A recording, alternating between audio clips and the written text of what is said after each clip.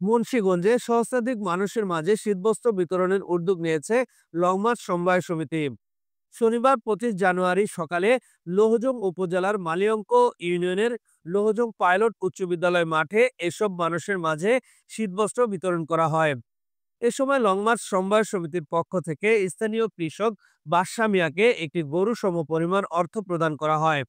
মুন্সিগঞ্জ জেলা যুবদলের সাবেক কোষাধ্যক্ষ মোহাম্মদ আলামিন বেগের সভাপতিত্বে লোহজং উপজেলা জিয়া সাইবার ফোর্সের সাধারণ সম্পাদক অ্যাডভোকেট নাদিম ও জেলা ছাত্রদলের সাবেক সদস্য জহুরুল ইসলামের সঞ্চালনায় শীতবস্ত্র বিতরণে প্রধান অতিথি হিসেবে উপস্থিত ছিলেন বাংলাদেশ জাতীয়তাবাদী দল বিএনপির কেন্দ্রীয় কমিটির যুগ্ম মহাসচিব অ্যাডভোকেট আব্দুস সালাম আজাদ।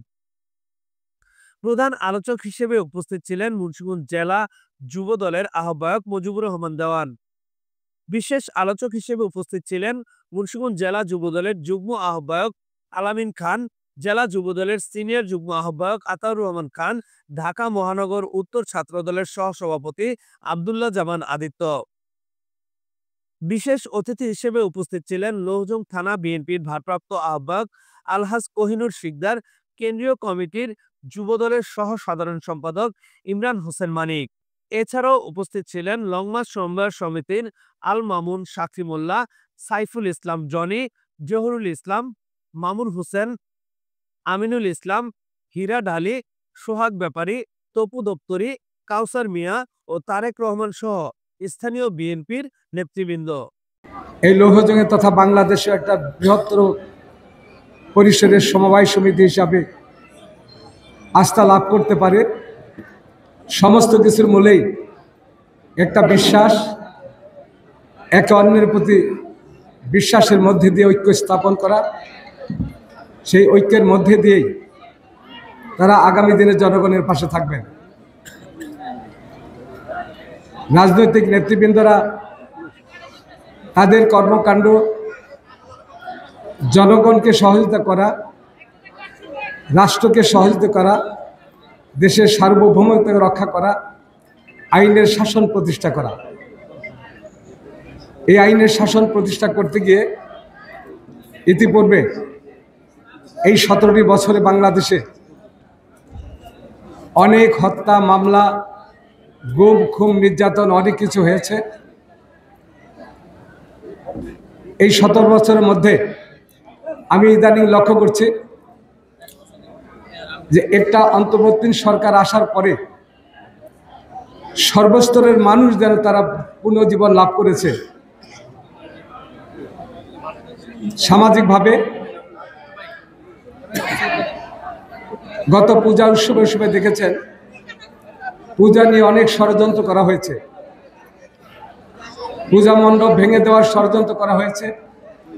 সবকিছুর মূলেই ছিল একটি রাজনৈতিক প্রতিহিংসা।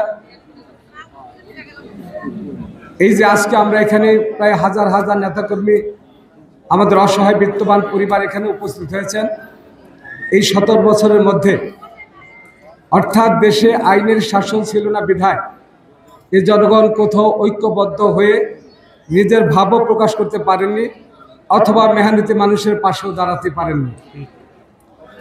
আজকে একটি ফ্যাসিস্ট সরকারের পতনের পরে মানুষ তার নিরাপত্তার কথা ভেবে, মানুষ নিজেদেরকে একটি স্বাধীন অবস্থায় পেয়েছে বিধায় তারা আপন সত্তার মধ্য দিয়ে তারা একে অন্যের পাশে দাঁড়িয়েছে, বিত্তহীন মানুষের পাশে দাঁড়িয়েছে। যেমন আজকের এই সংগঠনের সমবায় সমিতি, আমি এই সমিতির প্রতি অনুরোধ রাখবো যে আপনারা এখানে সীমাবদ্ধ থাকবেন না।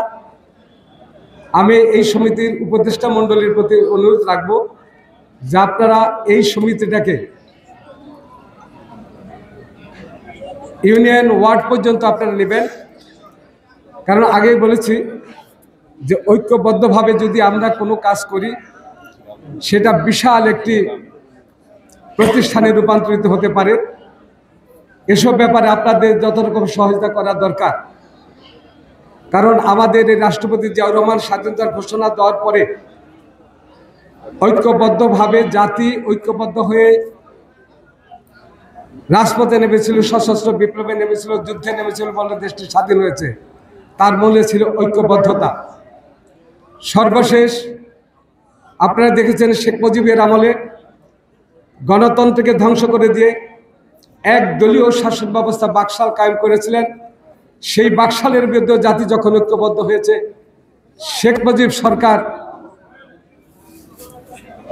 অথবা শেখ মুজিবের পরিবার সপরিবারে তাদেরকে নির্মমভাবে হত্যা করেছে। সমস্ত কিছুর মূলেই ছিল একটি প্রতিহিংসা। এ কারণে সেই দিন প্রতিষ্ঠার জন্ম হয়েছিল যে একটা স্বাধীন দেশের স্বাধীনভাবে জনগণ কথা বলতে পারবে না, সাংবাদিক তার কথা বলার অধিকার রাখতে পারবে না। সমস্ত পত্রিকাগুলো বন্ধ করে দিয়ে হাজার হাজার নেতাকর্মীকে হত্যা করেছিলেন, খুন করেছিলেন এবং সমস্ত কিছুকে বন্ধ করে দিয়ে একদলীয় বাকশাল কায়েম করেছিলেন।